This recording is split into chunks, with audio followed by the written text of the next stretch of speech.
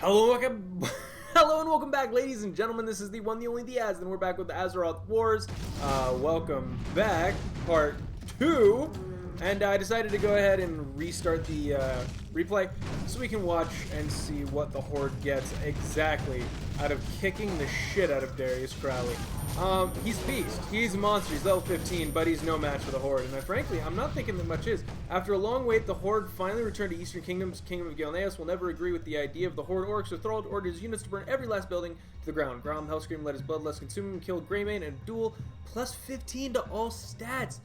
The Horde pillaged Gilneas after the battle, plus 400 gold for pink and gray. Oh my god, it looks honestly like a lot of the decisions they're making as far as, you know, gameplay and events go are trying to mirror things that would happen in Lordaeron on the Aftermath. They're trying to make it feel more dynamic, like more options are available, more things can happen if people do them. You know, it's like this item isn't just for this player, this item is for all players if they can figure out how the hell to get it. And that's pretty cool. Anyway, now we know pretty much everything's dead over here. And see, the shame is they could have landed differently, killed off all these units, and then killed Greymane, because all the units died as soon as Greymane died. It seems like a bit of a waste. But we're back, and the only unit players left in this game are our evil team and our Horde team. That's the only full teams we have. Orange continues to sit in Dalaran with a force of Hydromancers. I'm guessing he's going to spam. He's not doing much. Oh, he's got 356 gold. He's been sitting about 9 control points most of the game, and as you can tell, he's just spamming Hydromancers, Water Elementals, and hoping that that's going to keep him alive. But they're both weak to Abominations. There's really no chance. Heavy really? Normal? 100%? Looks like a few of these armor types are missing out on some things. So does normal just do... Does normal damage do normal damage to everything? Oh, just medium armor they do extra against. Okay, whatever, that's fine.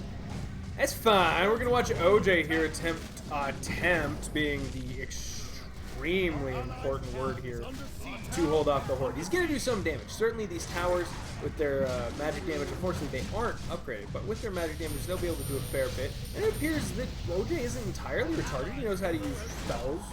You know, he knows what spells are and that they can be used theoretically. He doesn't know what saving your heroes is.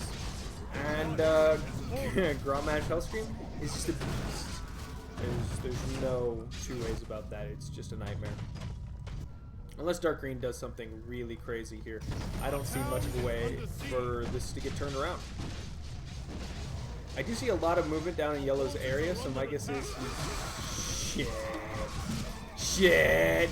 Oh, Dark Green went in to fight Ragnaros. He's gonna get wrecked, isn't he? Ah, he's gonna get wrecked. Oh, Jesus. So many fire element.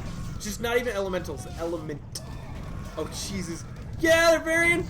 Heal him! He's dead as balls. Bolfar's dead too. Reginald's dead. Oh, look, Crown of Stormwind. I really wish Ragnaros would just walk over, pick it up, and be like, oh, it's mine now. Wow, Dark Green just wasted all of his units. Probably 1,200 gold's worth easy on that. Pink's gonna go all kinds of Donkey Kong now. Evil. Although a good flank here by some Abominations. Although the problem continues to be the fact that Pink is heavily invested in ranged casters, and even if those magic damage can't get upgraded, it's still going to do extra damage to the Abominations that Red seems so fond of. Blue with a bit more sneaky of a strategy, running around with Dreadlords, hanging out. However, if they throw down even a single Sentry Ward, this is going to turn into a serious problem for Blue. Pink should be, just by the way guys, if you do decide to play Horde, don't do what Cyanide22 is not doing, and not drop Sentry Wards, because Sentry Wards are so worth it, what, I want to say 5 to 10 minutes. I can't remember right off the top of my head. But it's a long duration. And they just reveal pretty much everything. Red's got a good thing going on here. Warlocks plus a decent amount of AoE damage. He's killing off a lot of... No, he's not actually. Actually, the Horde is insanely out-upgraded compared to Evil. They have had too easy of a game. Their biggest threat left really, really early on, deciding that he just didn't want to play this one. That's, see... in games like Legion TD, where they keep score based on your wins and losses and leaves, and they will actually boot you if you leave too often, I have a problem with that, but then I play games.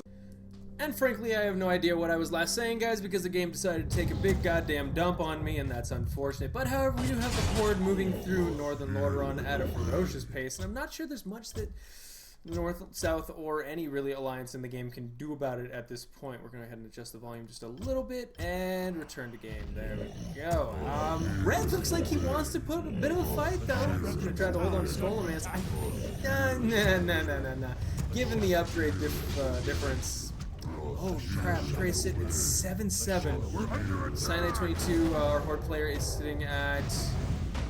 Ooh. Oh, he's sitting at 6-5. Oh, there's no comparison. 3-1 for our Horde, our undead players.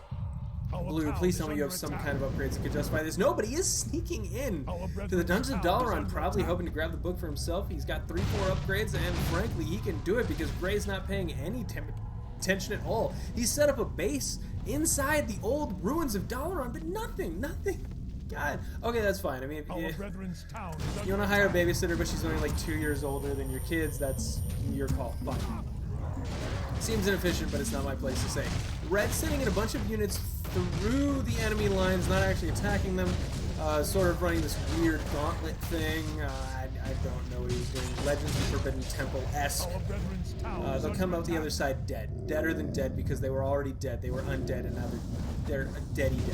Super dead. But Blue manages to catch Pink's heroes out of position without the main reinforcements from either his force or Gray. What kind of damage can be done here? No, Blue, don't back up. No. Oh, I mean, reveals are going down. I get why he's a little bit touchy. But if he'd stayed here, used his mana drain properly on his Fellhounds, he could have locked this down easy. That could have been an easy win. Could have claimed both Doomhammer and the Scepter of the Queen for his units, but let's just double check and make sure he did grab the book. Level 8 Tichondrius is holding the Book of Legion. He can summon him anytime he wants, and that's a huge bonus to his side. No, Orange sending an attack force consisting of apparently fuck all into the frozen lands of Northrend. Why? Is he about to try to attack dragons with footmen? Maybe they could throw their swords really hard. Oh, okay. Who's next? Our player, Tiger. He's looking okay, actually. Oh! Him and Orange have actually allied Dark Green in the south, and they'll be working together trying to create a new alliance of sorts to hold off. As we know, the dwarves left the game previously. I mean, the Dark Green is... Frankly, I consider him totally within his right to ally these in-need players. Stormwind Knights at 5-5. That's weird. They've changed the armor type of the Stormwind Knight from heavy armor to medium armor. I guess it balances out the fact that they have charged, but I don't know how. We'll see how they perform in combat. I can't say too much as I haven't played them yet. Orange is getting some damage in on the red player right now with his battle mages, but I'm trying to figure out if it's worthwhile. No, the Plague combined with red superior upgrades are going to kill these off, even if units manage to actually kill this army that they're currently fighting. Why is Proudmoore's flagship is apparently being uselessly thrown away, and its armor's been changed to fortified, so it's I don't know if that's an upgrade or a downgrade for it, given the fact that it used to have heavy armor, and that meant that it was weak to nothing in the sea. But the fortified armor does make it more resistant to things like frostworms or any magic dealing damage units in the air. Red finally gets around to killing off the blue drakes in his territory. Our forces are under attack almost constantly. I don't even know why I listen to you anymore, game. You know what, I kind of feel like the game is being pushed by the Horde, and as long as we pay attention to what they're doing, we're going to see some kind of action going on. The other players are exclusively reactionary at this point. Gray moving up to the lands of Quel'The Loss. Really, all he's going to gain is control points. There's nothing for him to get otherwise. I feel like they could be striking out at the power bases. They know that the Dreadlords must have the Book of Medivh. Oh, okay. I take it back. And they do have the Book of Medivh, and since I wasn't paying any attention. They're only 13 seconds away from the Legion coming into the game. Let's see how that plays out. Our town is under attack. Our brethren's town And is under attack. there we go. Archimon has set foot on the field at level 8. Archimon the Defiler. Find out what skills he chooses to pick for that hero. And Blue landing a massive force of Warlocks and Shadow Priests and Builders in the ruins of Old Stratholme. I'd say he's got a pretty good shot at holding off anything the Horde sent at him, given the fact that his magic damage will counter their majority heavy armored tank frontline units. Finally, they're cleaning out. Oh, our town is under attack. My sweet mama jama. Gray's sending a horde of frigates. Ah, yes, pun intended. Hoping to cut off any potential reinforcements that Blue or Red might send to Northrend. And I gotta say, that seems like a very good idea. He's also placed himself in an excellent position to intercept. Oh my. Okay, thank God all of those undead transport ships are in fact unloaded and are unnoticed by this Horde fleet. But again, Gray knows that this huge fight is going down in Stratholme. A number of Fellstalkers have been summoned, no use of mana burn to be seen whatsoever, and that's extremely unfortunate because this entire force that we're actually seeing from Gray is entirely dependent on mana. Once you take that away, all they have are passives and nothing else, actually. They just become boring old units that you can fireball spam to death with no healing worries. I think Blue is massively misplaying this decision right now. A good Infernal drop gives him a little bit of time to evacuate his units, but the question is, will he be able to... Blue, get out, Blue! Oh, Blue, oh, Blue manages to get a few of his demi-units and his hero out of this conflict before it goes south for him completely. An allied hero has been killed. Oh, Mal... Oh. Wait, what? Well, Mal'Ganis has been killed. I thought he managed to get his demi-hero out, or his hero out, but it appears that he left him behind to die in Stratholme. Extremely unfortunate choice. Pink, meanwhile, moving down into the dark green territory. Dark green, let's check what his gold's at right now. Sitting in only 140. His upgrades, 6-7. Stormwind Champions, Stormwind Knights, a few Chaplains, Conjurers, but no signs of Priests, which is a strange choice, and from Inner Fire being extremely useful. Actually using Renew on a couple of his units there to increase their health regen. Smart move. Green and Dark Green arguing over who unallied who first. Okay, that's... I don't know, it's like arguing on the internet, as we've always said. It's much like competing in the Special Olympics, you know, no matter who wins. I await your command.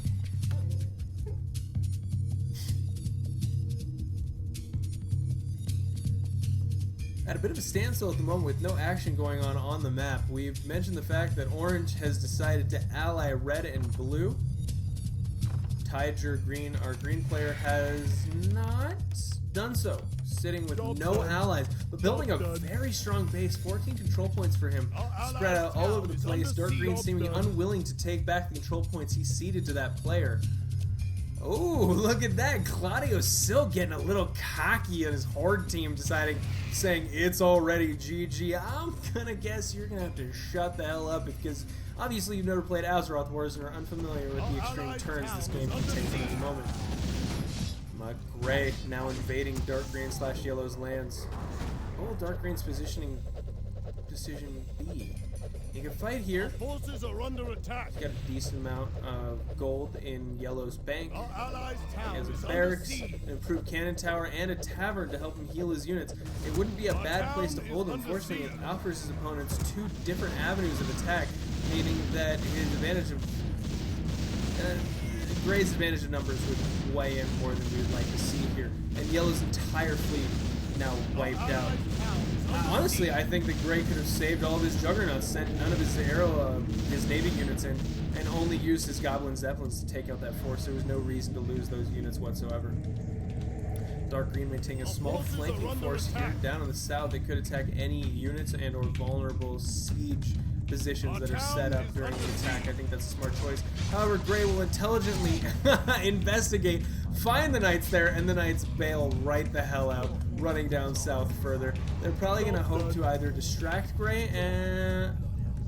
Actually, Gray is passing right by, assuming incorrectly that since yellow has left, that dark green would not continue to defend his lands. If dark green were to attack right now, this very second, he could find himself in a winning position against this gray player. The upgrades are near equal. The siege units are all in the back. Oh, Gray. Oh, your scouting is so weak. If dark green knew, if only dark green was keeping an active eye using what's it called? The lighthouse here to reveal units. He's now up to 857 gold. He could reinforce wherever he wants.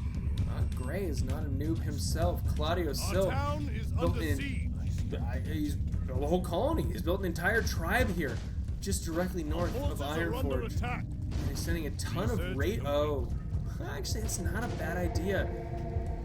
He's sending about 6 raiders to go check out what's going on in Yellow's lands. Dark Green, abandoning his position, is going to go ahead and warn Audio Silk that there is, in fact, a threat behind him.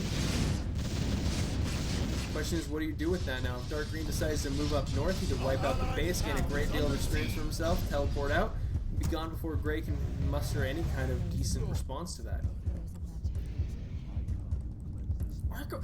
Okay, look, if you're gonna summon the Lord of all demons on the map, maybe you get him a goddamn ring of protection and some boots and send him out to do some fight. I don't know. Look, it's level him up. I don't know. Do some damage. Bring him over to Kalimdor. Clearly, the Horde's not paying attention to that continent. They feel super confident they've already defeated it.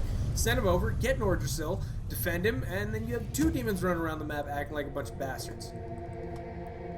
Blue seems pretty content to just doing absolutely town is under attack. Dick all in Northrend. That's personal preference. Okay. Is Morik still in this game? You are shitting me. Someone kill this guy. This orange has done nothing. He didn't help his allies, and now he's sitting on very little gold on a tiny little peninsula, waiting to have his face mask. But I guess, actually, the only good thing he's done is managing to distract Pink a little bit right now, forcing him to send some, actions per minute down. And never mind, Orange isn't going to move his units back while these Juggernauts and C units absolutely wreck them. Oh, you're going to reinforce? Brilliant. I can't fault that reasoning at all, were I also as equally mentally handicapped as you appear to be. Green, finding himself in an excellent spot. Oh, wow. Oh, Dark Green has surrounded the force of Gray. However, the question is, will reinforcements be enough? Gray. Okay, so Dark Green has flanked Gray, and Gray is then in turn flanking Dark Green. The question is, which is going to win first? Dark Green has unfortunately placed a lot of conjurers and spellcasters in front of a great deal of his melee forcing. Oh no, he's gonna lose because of that. Oh, shizzle nizzles. Dark Green is being slaughtered at the moment. His casters block the majority of his force from getting into the fight when they need it to be, and now it is far too late. Gray is sending reinforcements. The flank has begun. Dark Green's units. Yeah, well, Jesus, Claudio Silk. No wonder you say it's easy. You're fighting players who obviously don't understand the basic of strategy. Claudio Silk, or you're gonna in your victory announcement, you're going to misspell your own faction's name. Okay, I mean that's... Now I'm confused. Claudio Silk, after announcing that he has won, and announcing that everyone else is a noob, leaves the game, leaving Pink, Cyanide22, all on his own with a massive force of Tauren and Spirit Walkers with absolutely no grand backup. This, I'm gonna be honest, guys. Oh crap! Red has decided to mount an offensive on Kalimdor. Oh, wow. Our allied town is being attacked. Nacer, aka, as a friend of mine decided to point out, which is Russian backwards. Our town is under attack. Is actually mounting an offense on Kalimdor at the moment. Our allied town I wonder if he thinks he can actually win. He only has 32 upgrades, and I mean the weakest of Pink's units are sitting at 8-8. He's fully maxed out. There's no comparison between the two armies. Regular Tauren sitting at 1100 health. That's about the equivalent, if I'm not wrong, of an Abomination. Yeah, 1175 for Abomination. Red side, 3-2 upgrades. Our ally needs our 1100 health for a Tauren on the pink side with 8 upgrades. But the difference in attack, the Tauren is doing 37 to 82 damage per hit with 19 armor. And that's in addition to the fact that they have the chance to do Pulverize, which deals AoE damage to units around it. The Abomination is only doing 36 to 60 with 8 armor and no AoE ability besides the fact that it spreads Plague, which every single unit that Red has does. Our town is under attack. Let's take a minute to see if we can decipher this ally tab here. Red and Legion are allied to Dalaran. Blood Elves are allied to, as far as I can tell... Oh, good! Dark Green left as well. So, Tidra... You're kidding me. Tidra is sitting in Northern Lordaeron with a massive force of units, having regained almost the entirety of Quel'The the Lost, and he's just hanging out. Oh my god, he's about to come in conflict with the Horde for the first time. His upgrades are 6-5 versus 8-8. I don't know. He's proven to be an extremely well-seasoned player so far, but if he's not careful, his casters will block his melee units here as well.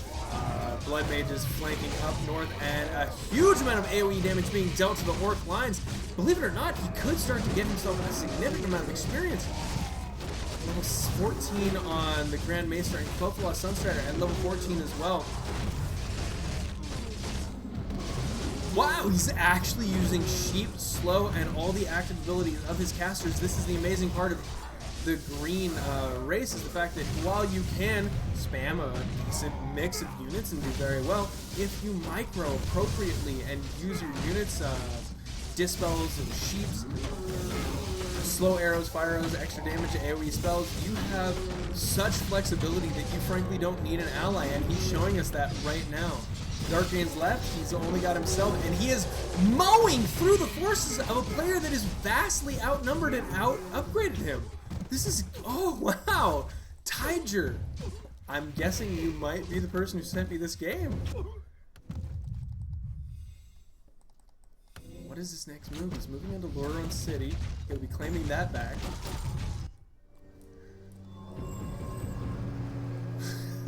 Red with Arthas Menethil still sitting at 10 levels away from being able to get Lich King. Oh, this is embarrassing. I have to wonder what our pink players do. The majority of his force, whoa, actually in Northrend, duking it out with the evil team, while Green takes advantage of the fact that nobody's paying any goddamn attention to him. 5-5 upgrades versus 8-8. However, you have to remember they are demons, so they have the advantage regardless of upgrade efficiency. Who's reinforcing? But we are not seeing any kind of a forward base from our Horde player at the moment, which is the sign of overconfidence. He thinks he's going to teleport in with the units he has and completely win when his enemies are able to reinforce, and I think he's wrong. I think he's absolutely wrong in this case. While these players might not have shown the best of decision-making skills, this is presumptuous at best on behalf of the Orc player. Infernal's being dropped down right in the middle of that army. Significant AoE damage being done. Their Infernal auras dealing extra fire damage to everyone. And Blue is flanking. Oh, please.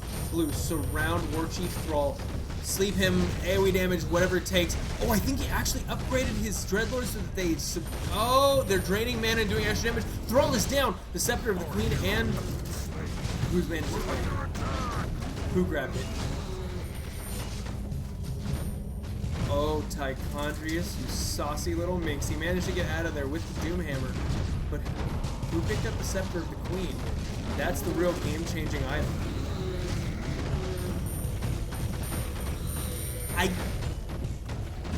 Ooh, that's while Pink is making excellent use of chain heals and mana regen, I feel like Blue's going to delay him enough that Green's retaking of Northern Lordaeron will cut into Pink's income so much that he's unable to continue this assault. As we can see, Archimon's... Oh, God, give Archimon some goddamn boost of speed. Are you stupid? He's... Okay, I mean, he's gonna do what he wants. Some resurrected animated dead horns and units being used to delay pink in the meantime.